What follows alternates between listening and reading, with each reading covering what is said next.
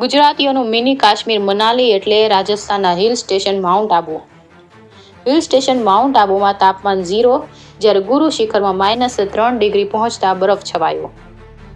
ઉત્તર ભારતમાંથી આવી રહેલા ઠંડા હવાઓના કારણે રાજસ્થાન સહિત ગુજરાતમાં પણ કાતિલ ઠંડીનો અહેસાસ થઈ રહ્યો છે. જેમાં રાજસ્થાનના હિલ સ્ટેશન માઉન્ટ આબુમાં 0 ડિગ્રી ટેમ્પરેચર નોંધાયું હતું. છેલ્લા 5 દિવસથી માઉન્ટ આબુમાં વહેલી સવારે ચારે તરફ બરફની ચાદર છવાયેલી જોવા મળી રહી છે.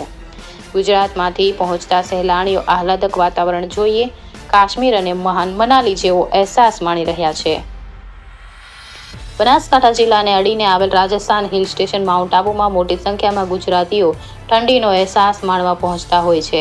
જેમાં ડિસેમ્બર મહિનાની એન્ડિંગમાં માઉન્ટ આબુમાં ઠંડીનો પારો માઇનસ જતો રહેતો હોય છે. જેના કારણે માઉન્ટ આબુમાં ચોતરફ બરફ પથરાયેલો વહેલી સવારે જોવા મળતો હોય છે.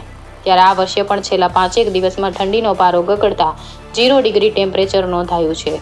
જેના કારણે વહેલી સવારે ગાડીઓ ગાર્ડન પર બરફની ચાદર છવાયેલી જોવા મળી હતી.